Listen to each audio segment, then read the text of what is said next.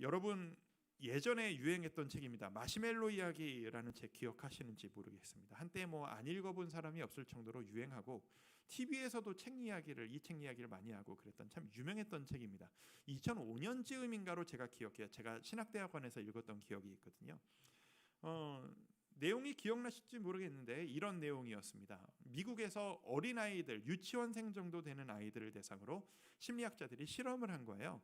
방에 들어가서 책상 위에 마주보고 앉아서 접시 위에다가 마시멜로 하나를 얹어 놓습니다. 사실 저는 개인적으로 마시멜로를 그렇게 좋아하진 않거든요. 근데 미국 애들은 그걸 이렇게 좋아하는 모양이죠. 우리나라로 치면 이렇게 뭐 사탕, 무슨 뭐 초콜릿 뭐 이런 거일 것 같습니다. 마시멜로를 놓고 먹고 싶지. 근데 아저씨가 너 이거 15분 동안 안 먹고 쳐다보고만 있으면 15분 동안 안 먹으면 15분 후에 아저씨가 다시 와서 똑같은 거 하나 더 줄게. 2개 줄게. 한번 15분 동안 참을 수 있겠니? 라고 얘기를 하고 방을 나가는 겁니다. 그래서 이 아이가 어린아이가 방 안에서 책상에 앉아서 마시멜로를 쳐다보고 15분 동안 있는 겁니다. 그리고 밖에서 그걸 카메라로 찍고 있는 거죠. 먹는 아이가 있고 그거를 참는 아이가 있었겠죠. 이 아이들이 커서 성인이 된 다음에 이 아이들이 어떤 행동을 했느냐에 따라서 성인이 된 이후의 삶을 구분을 해봤더니 신기하게도 안 먹고 참았던 아이들은 커서 비교적 성공적으로 참 많은 일을 하고 있는 그런 삶을 살고 있더라.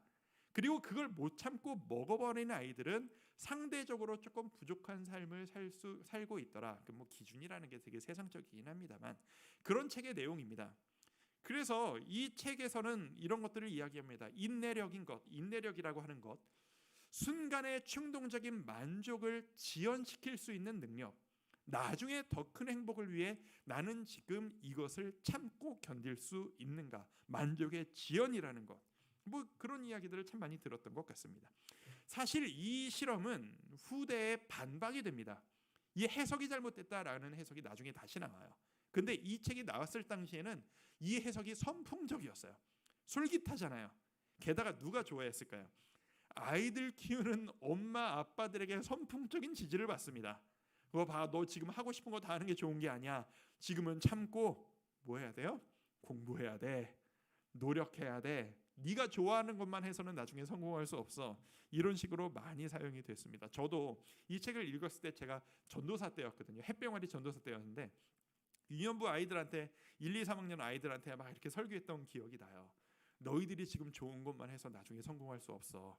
참을 수 있어야 돼. 기다려야 돼. 뭐 이런 거 했던 기억이 납니다. 지금은 네가 그럴 때가 아니다. 참아라. 기다려라. 거의 금욕생활 같은 그런 이야기죠. 근데 시간이 좀 지나고 지금 와서 그때를 생각해 보니까 제가 지금이라면 같은 말이라도 강조점을 조금 다르게 이야기할 것 같아요. 뭐라고 얘기할 것 같으냐면 이렇게 너 오늘 행복하게 살았으면 좋겠구나 너희들이. 그런데 네가 네 인생에서 가장 중요하게 생각하는 거 있어? 네가 궁극적으로 네 인생에서 이루고 싶은 가치가 있어? 그것을 위해서 지금 이걸 하는 게 도움이 되니 걸림돌이 되니? 네가 진짜 평생의 인생의 목표를 이루기 위해서 지금 이걸 하는 게 도움이 되면 얼마든지 해. 오늘 하루를 이것으로 인해 행복하게 이것을 누려. 근데 만약에 걸림돌이 되면 좀 자제할 필요가 있지 않을까? 도전해볼까? 그러니까 지금 뭐가 달라진 거냐 하면 무조건 참아라 기다려라가 포인트가 아니라 참으려면 뭐가 가장 중요한 건지 너 알고 있니? 그걸 위해 이게 어떻게 도움이 될까? 그 포인트라는 겁니다. 제가 오늘 이 에서와 야곱 이야기를 보면서 마시멜로 이야기가 기억이 났던 이유는 연관성이 있어서입니다. 오늘 본문은 여러분이 제가 설명드리지 않아도 다 아실 만한 이야기입니다. 오늘 교회를 처음 오신 분이 아니라면 다 아실 만한 이야기. 야곱이 형에게 팥죽 한 그릇으로 장자권을 사버렸더라라고 하는 이 유명한 이야기입니다. 아이들도 아는 이야기입니다. 저도 주일학교 때부터 엄청나게 많이 들었던 이야기예요. 근데 제가 어릴 때 이야기를 처음 듣고 나이가 들어가면서 이 이야기를 보는 관점이 조금씩 달라졌던 것을 기억합니다. 어릴 때 제가 제 모교회 태어나서 자란 교회에서 설교를 들을 때 전도사님이 이렇게 설교하셨던 걸 제가 기억하거든요. 야곱처럼 어떻게 해서든 하나님의 축복을 받으려고 애쓰는 이 모습 얼마나 귀하냐. 어떻게 해서든 하나님의 복 받으려고 애를 써야 돼. 하나님이 그런 사람을 쓰셔. 이런 이야기를 제가 들었던 기억이 제 머릿속에 아직 생생히 남아있어요. 근데 제가 좀 나이가 들어가면서 교회에도 여러 가지 시각들이 막 들어오면서 처음 청소년기쯤이었던가 이런 다른 전도사님이 오셔서 설교를 이런 식으로 하는데 제가 충격적으로 받아들였던 기억이 나요. 야곱이 안 좋은 사람일 수도 있다라는 얘기를 그때 처음 들은 거예요. 야곱이 약삭빠른 사람이야. 기회주의적이야. 좀 뭐 자기 유익을 위해서 남을 속일 수 있는 사람이야. 연약해. 그런데 이렇게 약삭빠르고 못된 야곱 같은 사람도 하나님은 사용하셔. 그게 하나님의 사랑이야. 저에게는 되게 시각이 넓혀지는 놀라운 경험이었어요. 성인이 되고 나서는 이 이야기를 볼 때 에서에 대한 아쉬움이 생기기 시작하더라고요. 에서, 형, 왜 자기가 가지고 있던 이 놀라운 축복을 걷어찼을까? 왜 기회를 날려버렸을까?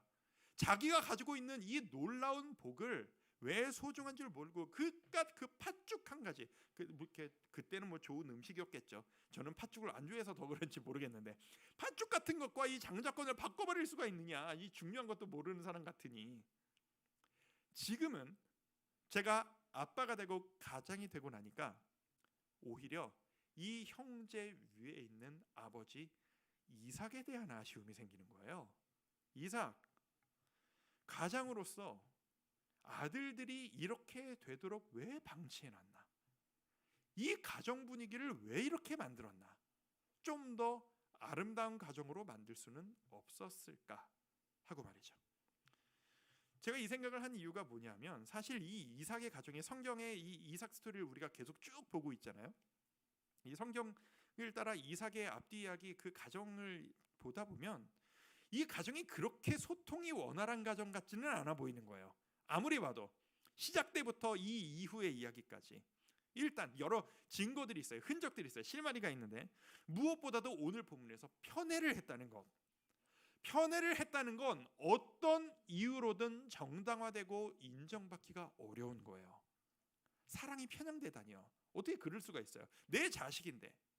근데 더 재밌는 건 뭐냐면 편애가 남편이 사랑하는 자식이 있고 아내가 사랑하는 자식이 따로 있어요. 어떻게 그럴 수가 있죠? 그 말은 남편과 아내가 서로 내가 좋아하는 아들만 사랑하면서 둘 사이에 교류가 많이 없을 수도 있었겠다. 대화가 별로 없을 수도 있었겠다라는 생각을 해요. 뭐 다음 주에 이야기를 조금 자세하게 할 겁니다. 그리고 아들 에서 그렇게까지 편애까지 받으면서 아버지의 사랑을 듬뿍 받았던 이 첫째 아들 에서가 그렇게 신앙적으로 보이지 않아요. 결혼하는 것도 이방 여인과 막 결혼하고요. 동생이 자기 거 뺏은 거 화날 일이긴 하지만 동생을 죽이겠다고 들길이 날뛰는 걸 보면 그리 아름다운 아들 같지는 않아요. 도대체 이삭은 아들을 어떻게 키운 걸까? 이 형제들은 서로 속이는 것도 모자라서 이렇게까지 대판 싸우고 나중에 야곱이 에서를 다시 만나러 올 때 죽음의 공포에 덜덜 떨면서 만나잖아요. 이 가정은 왜 이 모양인가? 아쉬움이 드는 겁니다. 여러분, 건강한 관계 가운데 있었던 가정에서 갑자기 난데없는 돌출된 그런 튀는 사건이 발생하는 일은 없습니다. 뭔가 사건이 일어난다면 그 사건이 일어나기 전에 조짐이라는 게 있기 마련입니다. 이 가정에는 엄청난 사건이 곧 나타나게 됩니다. 아들이 아버지를 속이고 아내가 남편을 속이는, 그리고 이후에 온 가족이 갈라져서 서로 만나지도 못하게 되는 엄청난 사건이 곧 다가오게 됩니다. 그 전조가 바로 오늘 사건이에요. 형제들끼리 투닥거리며 장자권을 가져가는. 뭔가 사건이 있다는 건 전조가 있을 것이다. 그렇다면 우리에게 가장 아름다운 일은, 우리가 가정을, 우리의 삶을 가장 잘 다듬어 나가기 위해서 우리가 할 수 있는 지혜로운 태도란 뭘까요? 일이 나기 이전에, 커다란 일이 튀어나오기 이전에 살짝 조짐이 보일 때 그것을 빨리 캐치해서 그것을 바꿔나가는 것, 그게 우리가 해야 될 점검일 것입니다. 개인적으로도 그렇고 가정적으로도 그렇고 그 외의 관계적으로도 그렇습니다. 그래서 오늘 여러분들과 함께 이 말씀의 분위기를 배경으로 해서 우리 가정을 한번 점검해 볼 수 있는 자기 점검 질문을 3가지 정도를 한번 만들어 봤습니다. 한번 이 점검 질문을 가지고 나와 우리 가족들, 부부 사이, 자녀 사이를 한번 점검해 봤으면 합니다. 첫 번째 질문입니다. 자기 점검. 우리 가족은 즉흥적이고 자극적인 만족에 매여 있지는 않은가? 라는 것입니다. 자, 즉흥적인 것, 푹 찌르면 바로 툭 튀어나오는 만족, 자극적인 만족, 웬만한 거 말고 조금 더 세고 갈수록 더 센 자극들에 만족하는 그런 삶을 살고 있지는 않은가? 라고 하는 이야기입니다. 요즘 시대가 딱 이렇잖아요. 즉흥적이고 즉시 결과가 나와야지만 좋다라고 하는 시대가 됐습니다. 이야기를 전할 때도 짧고 강하고 빨리 결론이 나야 되는 시대. 그리고 사실 제가 이런 식으로 설교를 하는 게 요즘 시대에는 안 맞는 스타일이에요. 이제 그런 의견도 있으셨거든요. 이제 자막을 좀 많이 넣어달라 라는 의견이 있으셨어요. 이게 나쁜 의견이 아니라 요즘 TV를 보면 다 그래요. 여러분 그거 아세요? TV를 볼 때 소리를 다 끄고 예능 프로를 보셔도 100% 이해가 가능합니다. 모든 말에 자막이 다 붙어요. 해석까지 해서. 사람들이 그런 거에 익숙해져 있어요. 요즘 TV 보나요? 안 봅니다. 유튜브 봅니다. 책 읽습니까? 안 읽습니다. 요즘 아이들 한 권짜리 책 보는 인내심 별로 없습니다. 긴 문장을 못 읽어요. 책을 어떻게 읽어요? 책을 짧게 요약해서 해석해서 알려주는 유튜브를 봐요. 1시간짜리 드라마, 12부작 드라마, 요즘 그거 15분이면 요약해주는 유튜브 많습니다. 요즘 다 그거를 봐요. 게다가 그걸 또 어떻게 보는지 아세요? 그걸 1.5배속으로 봐요. 그래서 오늘 밤에 드라마 하나 정주행한다, 이런 식으로 하는 겁니다. 나는 그렇게 안 사는데 라고 하시면 기성세대신 거고요. 요즘 젊은 세대들이 너무 이렇게 많이 살아갑니다. 유튜브 중에서도 쇼츠, 인스타 릴스, 틱톡 이런 거 아세요? 요즘 애들이 많이 하는 거예요. 영상도 긴 거를 못 봐요. 5분이 지나가면 끈대요. 영상을 15초짜리를 봐요.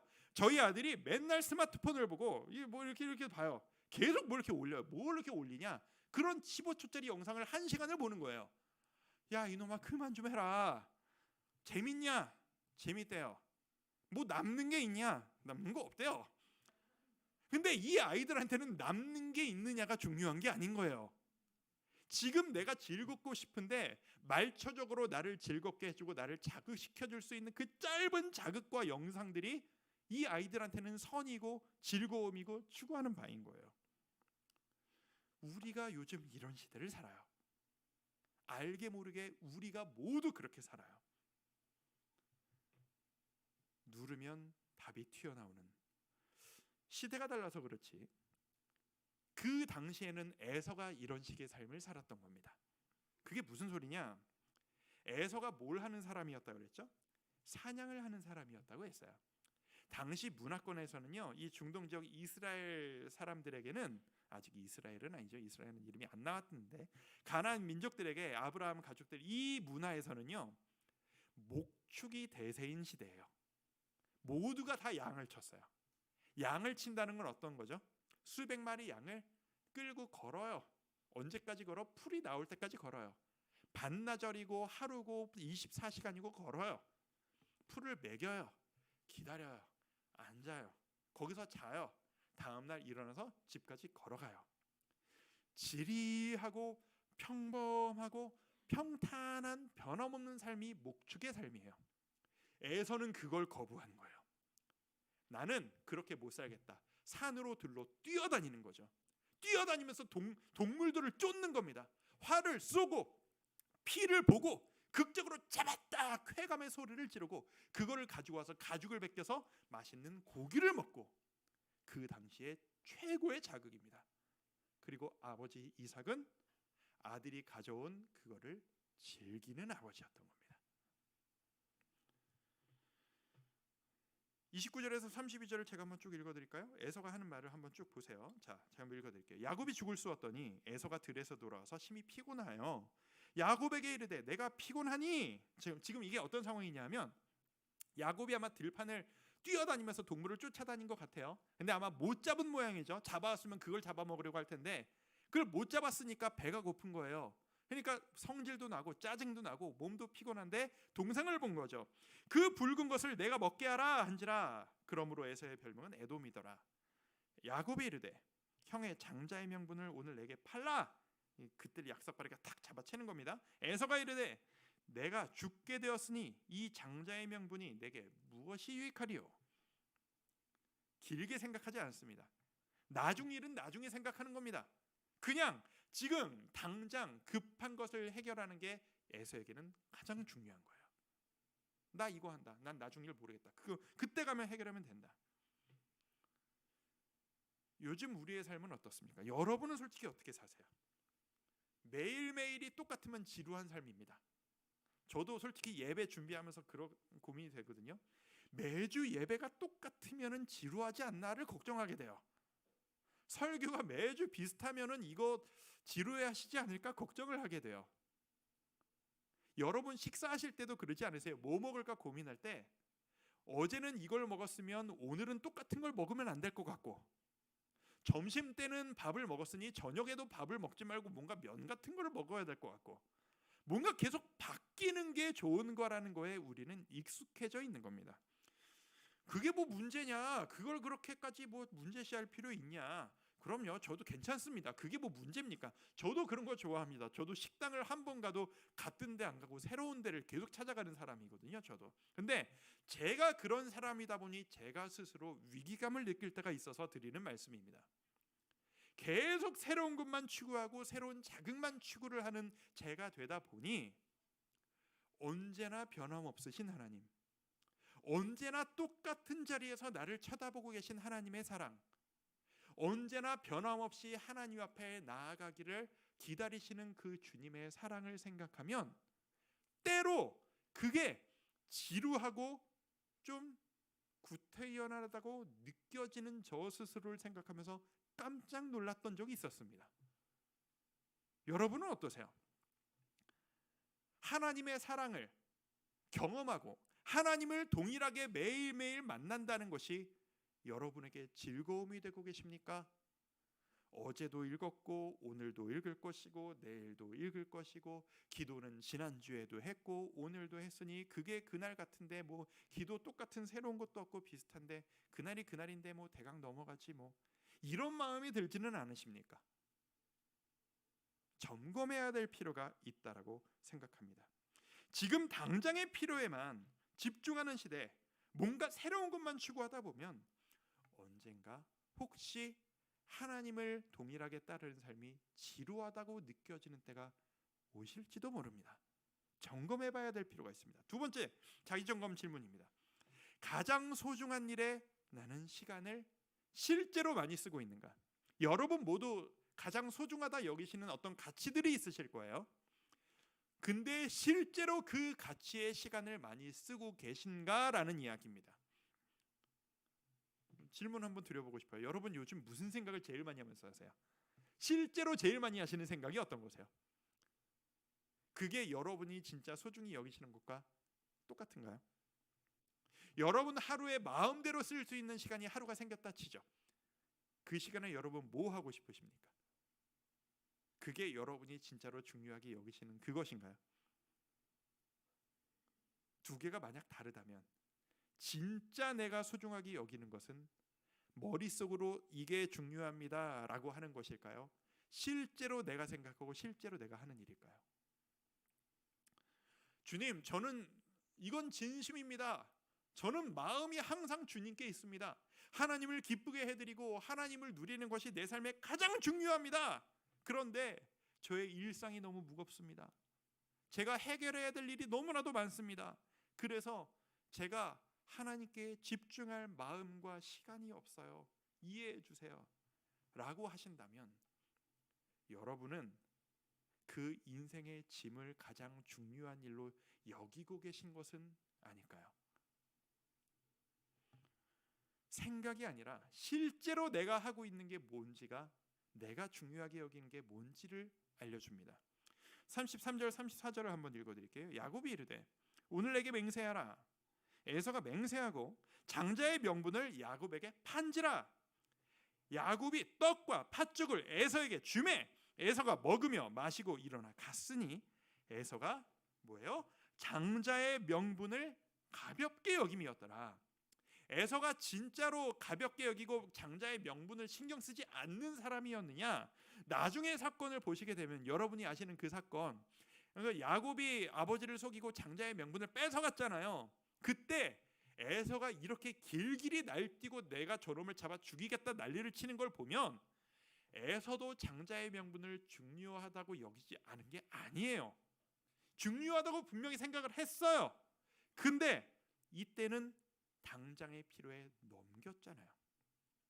생각하는 게 아니라 내가 한 행동이 내가 진짜 중요하게 여기는 거라는 겁니다. 순간의 배고픔이 에서에겐 더 중요했던 거죠. 공부하는 학생이 있다고 칩시다. 이 기특한 학생이 하루 종일 공부에 대한 걱정을 합니다. 공부를 잘하고 싶은데, 열심히 노력해서 좋은 대학에 가고 싶은데, 그래서 하루 종일 스트레스를 받습니다. 그래서 책상에 하루 종일 앉아 있어요. 근데 이 스트레스를 못 이기고 이 스트레스를 다루기 위해서 책상에 앉아서 하루 종일 스마트폰을 보고 있습니다. 그러다가 공부를 해야 하는데 이 스트레스를 어떻게 할까? 나의 부담감, 하루 종일 공부를 생각하는다. 그러다가 자기 직전에 그냥 넘어갈 수 없어서 문제집 한 페이지를 풀고 잠이 들었습니다. 이 학생은 하루 종일 공부만 생각하다가 잠든 이 학생은 공부를 한 아이입니까? 안 한 아이입니까? 부모로서 우리는 평가를 내리잖아요. 안 한 아이입니다. 핑계예요. 여러분에게 여쭙습니다. 인생의 고민을 하루 종일 고민을 붙잡고 고민하면 그것만 생각하고 살아가시는 여러분들, 여러분에게 가장 소중한 것은 그 고민의 해결입니까? 나를 도와주시고 주인 되신 하나님이십니까? 가정이 소중하다고 말은 하시지만 가정을 위해 하루 종일 일하시고 돌아와서 나 피곤하다, 그러니까 말 걸지 말아라, 쓰러져서 혼자 누워 계시는 가장들 계십니까? 여러분은 가정을 진짜로 소중히 여기시는 분들이신가요? 그런데 쓰러져 계신다면 안타까운 일인 겁니다. 그렇죠? 관계가 중요하다라고 말은 하지만, 우리 관계가 좋았으면 좋겠다라고 늘 말은 하지만, 순간적으로 내가 화가 나서 어쩔 수가 없었다라고 성질 다 부리면 나는 관계보다 내 감정이 더 소중한 사람인 겁니다. 인정해야 합니다. 내가 진짜 중요하게 여기는 것이 무엇인지. 하나님과 함께 하시는 시간은 여러분 하루에 얼마나 되십니까? 하나님이 가장 소중하다라는 말을 안 하고 싶으신 성도님들은 아마 없으실 겁니다. 근데 하루의 시작을 말씀과 기도로 시작하기는 왠지 좀 버겁고, 내 손에 쥐어지는 스마트폰, 내 눈에 보여지는 뉴스, 내가 관심사 있는 그 무엇들, 밤새 증시가 어떻게 바뀌었느냐, 정치계가 어떻게 바뀌었느냐, 여기에 눈 뜨자마자 거기부터 관심이 간다면 적어도 그건 하나님을 가장 중요하게 여기는 사람의 패턴은 아닐지도 모르겠습니다. 그런 의미에서 참 존경스러운 성도님들이 계세요. 제가 성도님들의 삶을 돌아보면, 저는 이제 목사잖아요. 저는 성도님들의 삶의 무게를 제가 다 알지 못합니다. 저는 목사이기 때문에 여기 계신 가장분들, 또 일하시는 우리 여성도님들, 가정의 생계를 위해서 내 모든 것을 짊어지고 그 부담감을 가지고 일선에서 뛰시는 그 일하시는 분들의 그 무게감과 책임감을 목사가 안다고 하면 거짓말입니다. 그런데 그런 마음으로 성도님들을 뵙다 보면 진짜 존경스러우신 분들이 있어요. 자영업을 하시는데, 예를 들어 이런 분들이에요. 자영업을 하시는데 주일에 가게를 닫으세요. 근데 그 업종이 주말에 장사가 제일 잘 되는 업종이야. 근데 닫으세요. 저희 순장님들 중에서도 계시거든요. 뭐 한 분은 이런 분이 계세요. 안경점을 하시는데 오래되셨어요. 안경점이 주말에 제일 많이 손님이 든대요. 근데 이 안경점이 아파트 한복판에 있어요. 그런데 주일만 되면 문을 닫아요. 이걸 왜? 하나님께 집중하겠다고, 교회에 집중하겠다고 진짜 허벅지를 찔러가면서 문을 닫으신다라는 거예요. 저 어저께도 신방 갔었어요. 어저께 이렇게 등록하신 분 사업장에 방문을 했는데 중국 요리집이었어요. 이게 아파트 단지에 둘러싸여 있는 중국 요리집이었어요. 중국 요리집인데 토요일 오후 4시쯤 와달라는 거예요. 그때 장사하시는데 괜찮으시겠어요? 그때 가게를 닫는데요. 왜 그때 닫으세요? 상식적으로 생각을 해보세요. 이제 중국 요리집이 장사가 제일 잘 되는 타이밍이 언제겠습니까? 주말 오후 저녁이잖아요. 근데 이분들이 교회 생활을 하시면서 토요일 저녁까지 장사를 하면 주일에 교회를 섬기는데 체력에 따라서 안 되겠다고 토요일 4시부터 주일까지 중국 요리집을 문을 닫아버리신다는 거예요. 세상에. 저는 이분들의 마음이 어떤 건지 감히 상상을 잘 못하겠어요. 어떤 분들은 이런 이야기를 들으면 이런 식으로 얘기하시는 분도 있으실 거예요. 지혜롭게 따르게 하는 방법 있지 않나? 뭘 그렇게까지 하나? 이식금이 율법 시대도 아니고 안식일을 지키는 걸 다른 식으로 적용할 수 있지 않을까? 뭐 그렇게 생각할 수도 있습니다. 근데 적어도 저는 이렇게 생각합니다. 그 마음을 하나님은 아실 거라 생각합니다. 그 무엇보다도 교회에서 하나님을 예배하고 하나님의 사람들과 교제하고 하나님을 위해 뭔가를 한다는 그 가치가 우리 가정엔 가장 중요한 가치이다 보니 무엇도 대가 지불할 수 있는 거예요. 그런 분들을 우리 성도님들을 만나보면 이 목사는 고개가 숙여지는 겁니다. 얼마나 대단해 보이시는지 모르겠어요. 하나님은 얼마나 기뻐하실까요? 제가 예전에 오늘 본문을 해석하신 목사님들의 수많은 설교들을 듣다가 제가 이런 말씀을 드렸던 게 기억이 나더라고요. 어떤 목사님이 이런 말씀을 이렇게 해석을 하셨어요. 에서와 야곱 다른데 하나부터 열까지 다 다른데 에서는 당시 문화적으로 보면 모든 것을 다 가진 자였다. 체력적으로도 가장으로서 가정을 지킨다는 덕목에 있어서도 권위에 있어서도 능력적으로도 고기를 먹일 수 있고 모든 걸 다 가진 자였다. 근데 하나가 부족했다. 하나님에 대한 열망이 부족했다. 야곱 세상적으로 보면 뭐 밖에 나가서 가정을 먹이 살릴 수도 없고 모든 게 없어. 가진 게 아무것도 없고 열등한 자였다. 근데 한 가지만 가지고 있었다. 뭐 하나님의 축복을 갈망하는 하나만은 가지고 있었다. 근데 하나님은 야곱을 쓰셨다. 맞는 이야기 아닙니까? 여러분에게 여쭙고 싶습니다. 여러분은 하나님을 갈망하고 계십니까? 그 갈망을 위해서 실제로 움직이고 시간을 쓰고 계십니까? 우리가 스스로를 점검해야 될 질문이라고 생각합니다. 세 번째입니다. 이건 좀 간단하게 얘기하고 싶네요. 자, 세 번째. 나는 어떤 결정을 내리고 선택을 할 때 내 취향이나 성격을 핑계대고 있지는 않은가? 나는 이런 사람이야.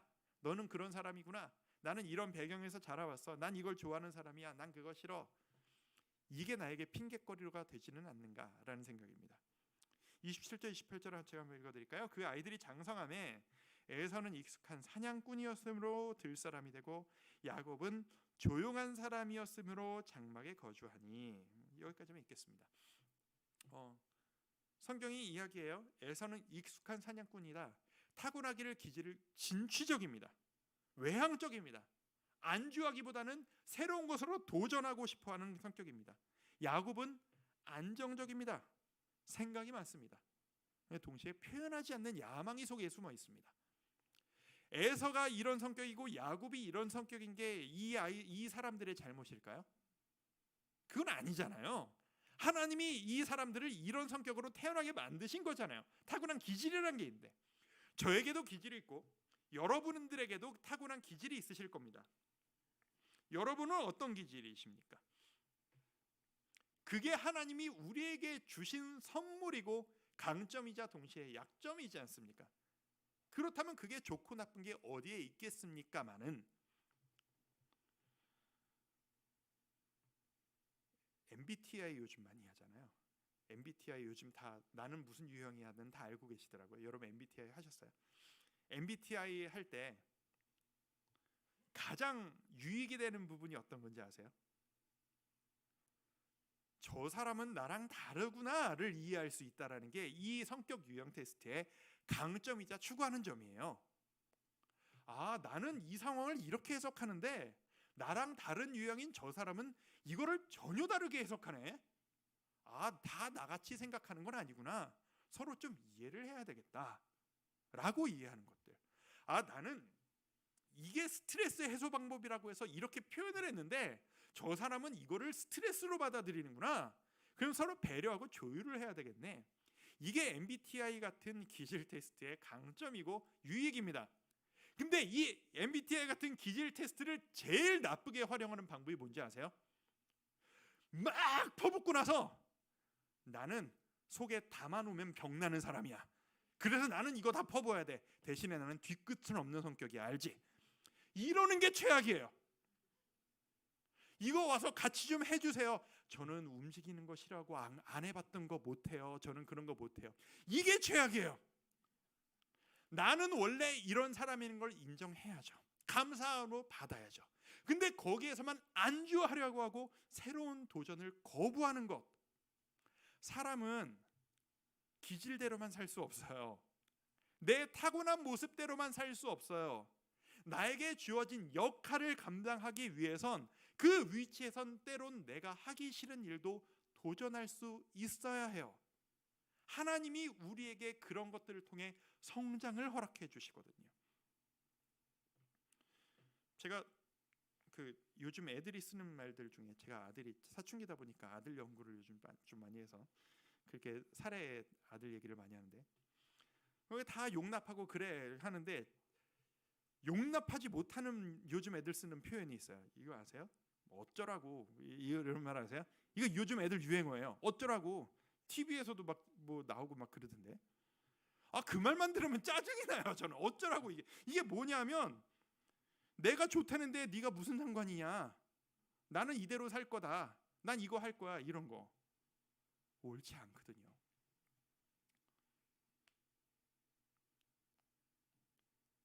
제가 분당우리 교회에서 사역을 하면서 제일 많이 도전했던 게 사실 이 부분입니다. 제가 10년 넘게 사역을 하면서 저는 타고나기를 제가 이것 말씀드릴 수 있어요. 제가 현재 사역하는 지금 여러분이 보시는 저의 모습, 이 스타일이 제가 타고난 기질과는 정반대로 살고 있어요. 저는 원래 이렇게 살기를 즐거워하는 스타일이 아니거든요. 그런데 타고난 기질과 강점과 약점이 있을 거잖아요. 태어난 교회에서 칭찬 많이 받으면서 컸어요. 믿음 좋은 청년이라고. 첫 사역간 작은 교회에서 칭찬 정말 많이 받으면서 사역했어요. 스트레스 하나도 안 받고 편안하게 사역했어요. 근데 모두가 설교도 잘하고 성격도 좋고 일도 잘하네. 전교인들이 저를 이뻐해 주셨어요. 그러다가 꿈에 그리던 분당구리가 왔거든요. 이 교회는 아닌 거예요. 이 교회는 저한테 너무 다른 것들을 요구하시는 거예요. 제가 제일 못하는 게 뭐였냐? 그 당시에 행정, 문서 정리, 계산하는 거, 계획표 짜고 보고안 쓰는 거, 이런 걸 너무 못하겠어요. 설교할 때 저는 지금 토시 하나까지 다 쓰거든요. 이런 거가 제가 제일 힘들어하는 거였어요. 해야 되는 거예요. 둘 중에 하나죠. 여기는 내 길이 아닌가 봐. 떠나든지, 아니면 내가 여기에서 이 사역을 하고 싶으면 나를 억지로 쥐어짜서라도 가장 약점이라도 끌어올려서 그거를 단련시켜서 이 자리에 서든지. 제가 지금 부족하나마 이 자리에 서 있는 이유는 그 십몇 년간을 죽을 고생을 하면서 투쟁을 하며 살아왔기 때문에 부족하나마 이만큼 하고 있는 게 바로 그 때문이거든요. 여러분도 그러시지 그러셨습니까? 여러분의 삶의 현장에서, 여러분의 직장에서, 여러분의 가정에서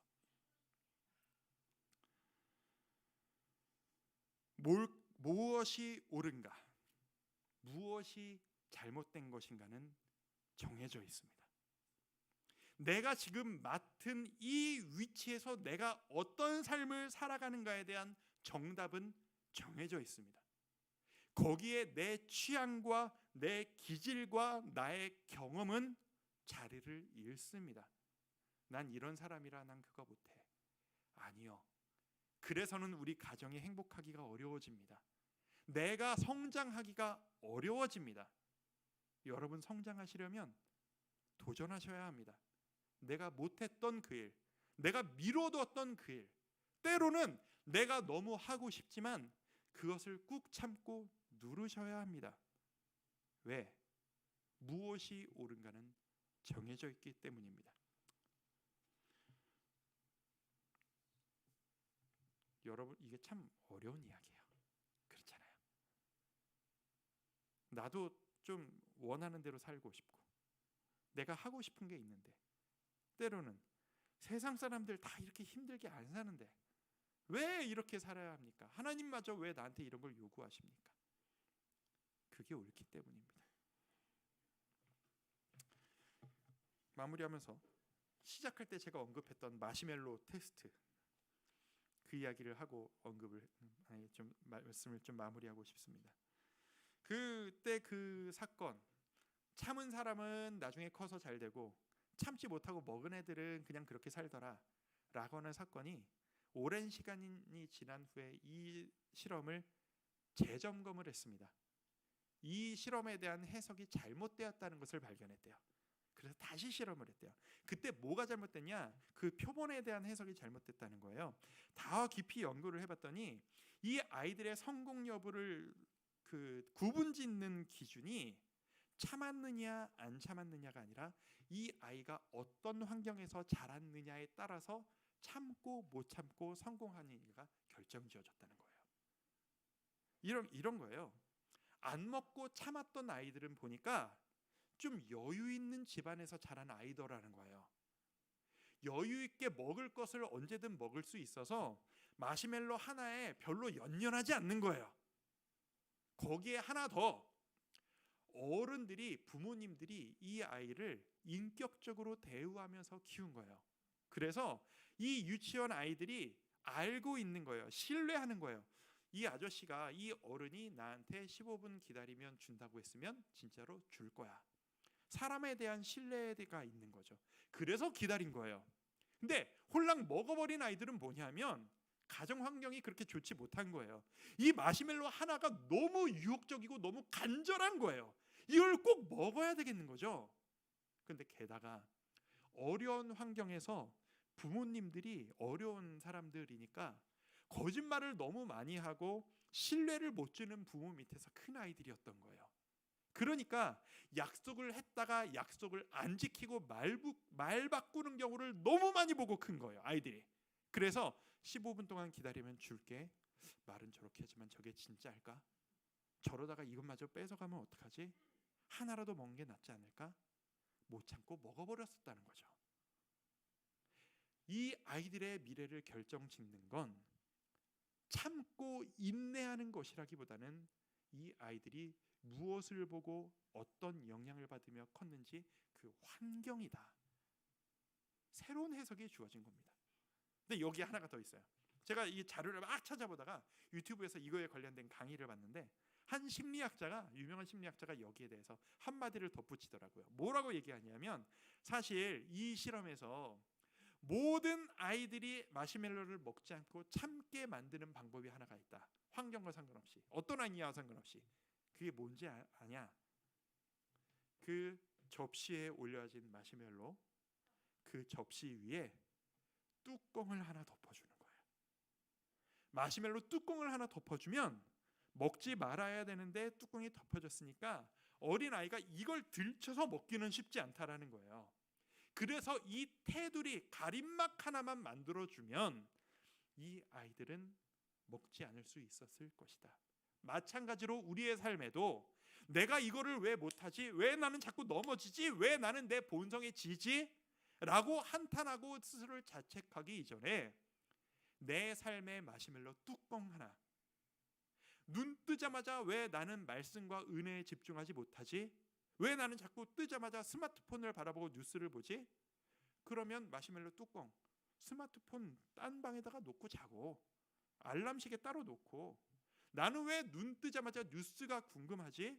약속을 딱 지켜서 몇 시부터 몇 시까지는 말씀에만 집중하는 시간, 이렇게 약속을 잡고, 저녁 시간에는 스마트폰 붙잡고 밥 먹지 말고, 요즘 식당 가보면 난 아시잖아요.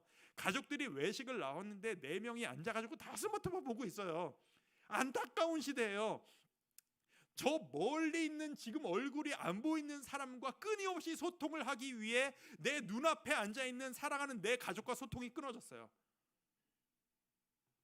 이런 얘기를 하면 우리가 적용을 우리 아이들한테, 오늘 목사님도 얘기하시더라, 스마트폰 내려놔라 이놈들아, 적용하기보다 우리가 먼저 그 적용을 해야 합니다.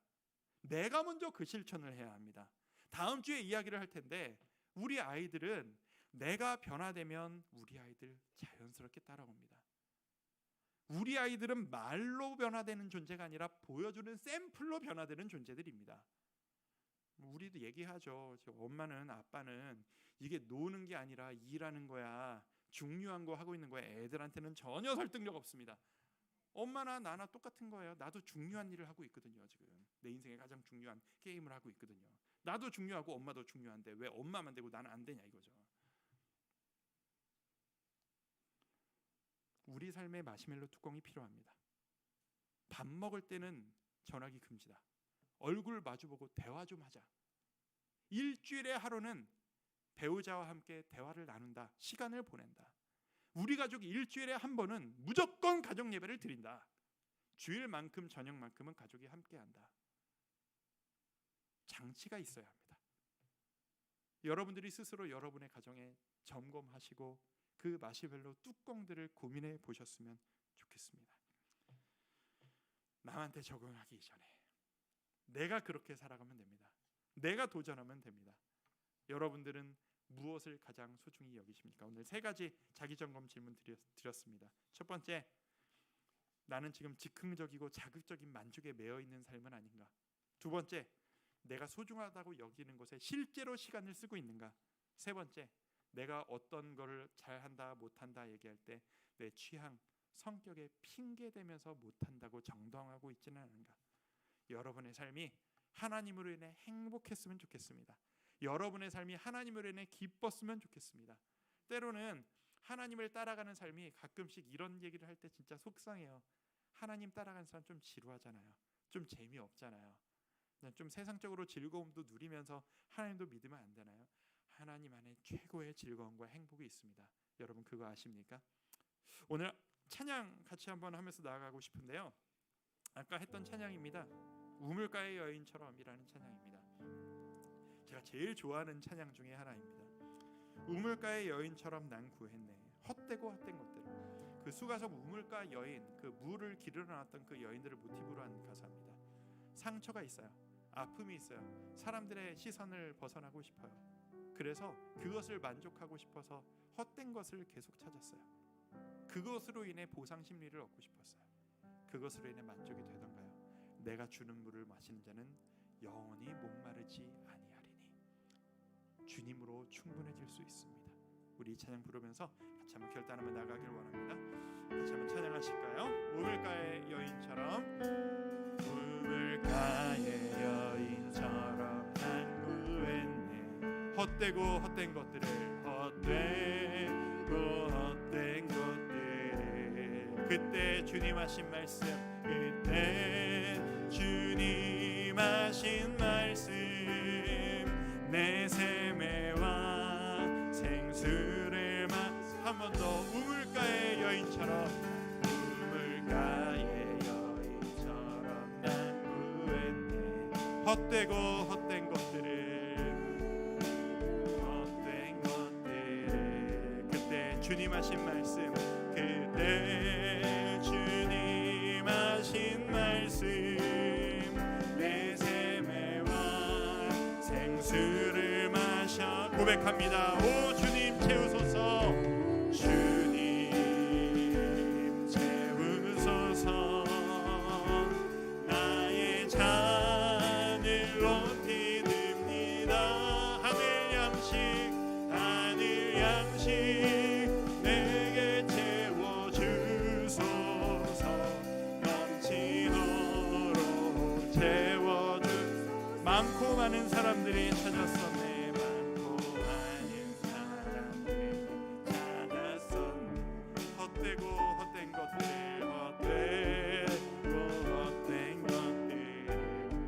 안에 감추인 법에 안에 감추인 법 세상 것과 난 비길 수 없네 비길 수 오 주님 채우소서 오 주님 나의 잔을 높이 듭니다 채워주시옵소서 듭니다 하늘 양식 내게 채워주소서 이 하늘 양식으로 내가 온전히 행복할 수 있음을 믿습니다 넘치도록 한 번 더 고백합니다 오 주님 채워주옵소서 나를 채워주옵소서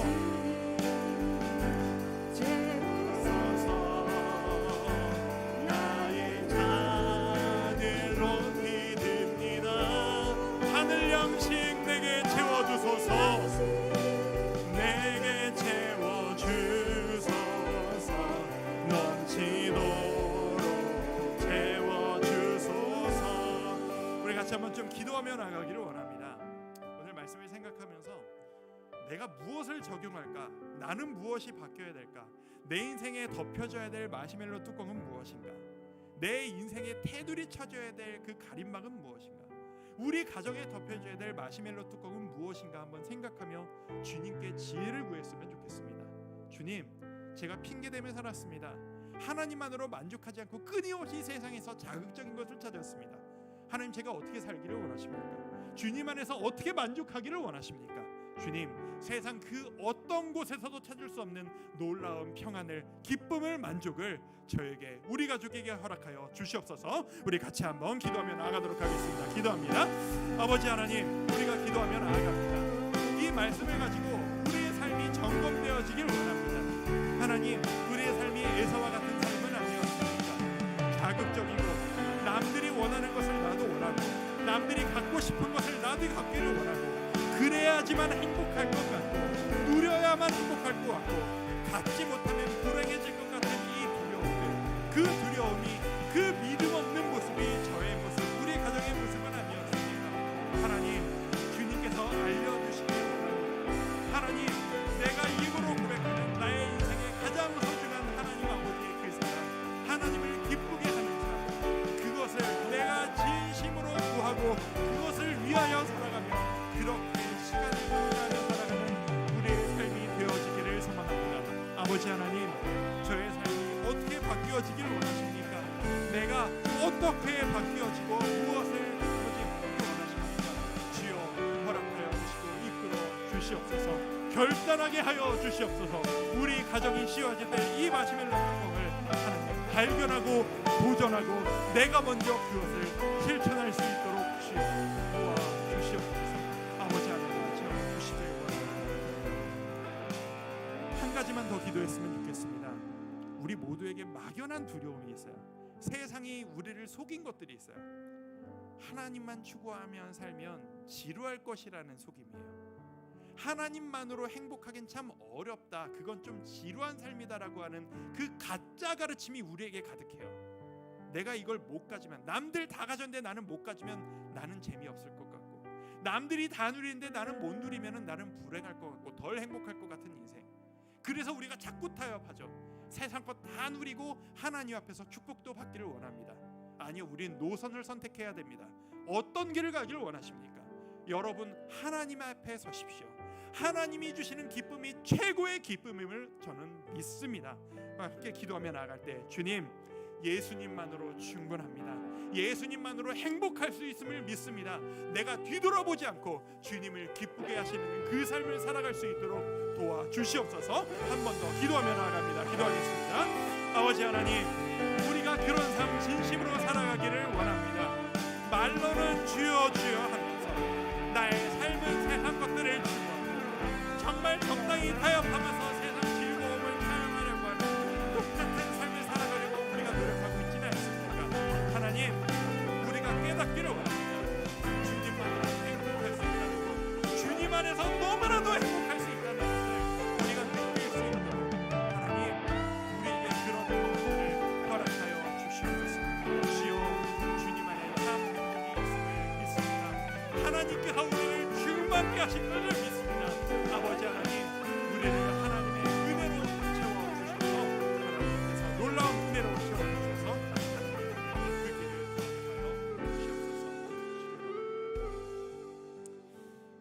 아버지 안에 참 기쁨이 있음을 믿습니다. 세상이 줄 수 없는 기쁨을 주님이 주심을 믿습니다. 그런데 그것만을 추구하며 살아간다는 게 왜 이렇게 두렵고 어려운지 모르겠습니다. 주님, 우리의 삶을 붙잡아 주시옵소서. 주님만 바라보며 주님을 추구하며 나아갈 때 세상에서 승리하고 주님 주시는 기쁨을, 세상 주지 못하는 그 기쁨을 맛보는 우리 주와 함께 교회 성도님들 되실 수 있기를 소망합니다. 우리의 마음을 붙잡아 주셔서 주를 갈망하는 우리의 삶이 되어지도록 주여 도와주시옵소서. 예수님의 이름으로 기도드립니다. 아멘. 모두 자리에서 함께 일어나셔서 찬송가 94장입니다. 주 예수보다 더 귀한 것은 없네. 우리 1절만 함께 부르시고 기도함으로 예배를 마무리하도록 하겠습니다.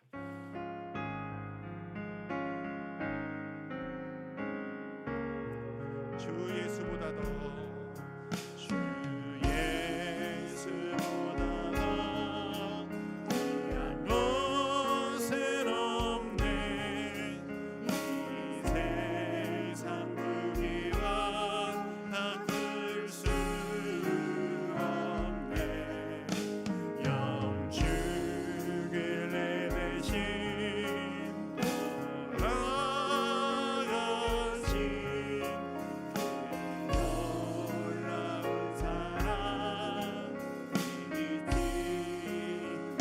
세상 즐거움 다 버리고